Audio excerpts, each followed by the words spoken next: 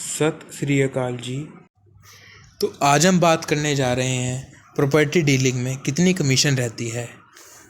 तो जो लेन देन में कमीशन है ख़रीदने बेचने में, चाहे वो आपका एग्रीकल्चर प्रॉपर्टी है, चाहे वो रेजिडेंशियल है, चाहे वो कमर्शियल है, उसमें 1 से 2% रेंज रहती है बायर से भी सेलर से भी। और कई केसों में 1% बायर से ली जाती है और 2% सेलर से। ऐसे ही जो रेंटल ट्रांजैक्शंस होती हैं उसमें कमीशन जो है 15 दिन से लेके 1.5 महीने तक का रेंट बायर, ओनर जो है और टेनेंट दोनों से ली जाती है। आपकी जो एग्जैक्ट कमीशन है वो आपकी लोकल मार्केट, आपका क्लाइंट कैसा है, आपका एरिया कौन सा है, tyre 1 city, tyre 2 city, tyre 3 city या विलेज है, और आपकी मांड वाली भावताल नेगोशिएशन स्किल्स पर डिपेंड करता है। और जैसे मान लो आपने कोई डील करवाई है, आप उसमें 0.25 से लेके 1% तक या फिर 15 दिन से लेके 1 महीने के रेंट तक एक्स्ट्रा चार्ज कर सकते हैं अगर आप आफ्टर सेल सर्विस दें।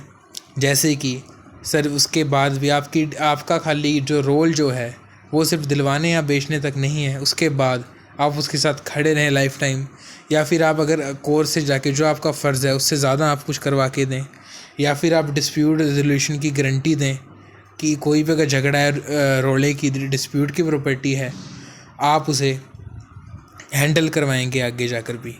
या फिर आप उसे डॉक्यूमेंटेशन जो फ़र्ज़ जो होती है, इंतकाल जो होता है, प्रॉपर्टी होती है, रजिस्ट्री होती है, उसमें मदद करें। या फिर आप पूरी पेमेंट दिलवाने की अगर आप गारंटी लें तो आप इन चीज़ों में एडिशनल चार्ज कर सकते हैं। एक दोस्तों एडिशनल चार्ज में मेन जो आपका पॉइंट होता है वो डीलिंग टाइम होता है, यानी कि आपने कितने टाइम में सेलर और बायर या फिर जो मकान मालिक और जो रेंट पे जिसको अवेल करना था उनको कितने टाइम में आपने डील क्लोज़ कर दी है। इसका बहुत बड़ा प्रभाव पड़ता है। ज़रूरी सूचना: जब भी आप किसी को बयाना, साही या फिर टोकन दें तो आप उसे बैंक अकाउंट में ही ट्रांसफ़र करें।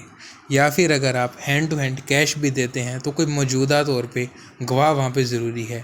इससे आप फ्रॉड, घपलेबाजी, धांधली के शिकार होने से बच सकते हैं। और जब आप रेंट डीड यानी कि किराया अनुबंध बनवाएं तो उसमें इन बातों का ध्यान रखें।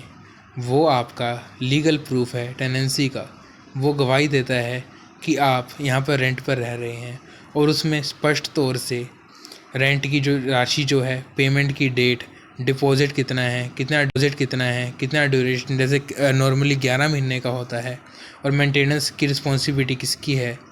इन बातों का ध्यान करें क्योंकि ये आगे चल के एक प्रूफ के तौर पे काम आएगा और ये फ्यूचर डिस्प्यूट से आपको, झगड़ों से आपको बचाएगा।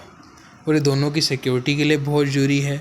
और एक बात का और ध्यान रखें, जब आप रेंट एग्रीमेंट बनवाएं वो आपका एक एड्रेस प्रूफ की तरह काम भी आएगा, और उसके अंदर बिजली का, पानी का इत्यादि इनकी बात पहले ही क्लियर करके रेंट डीड में लिखवा लें। Thank you, meow.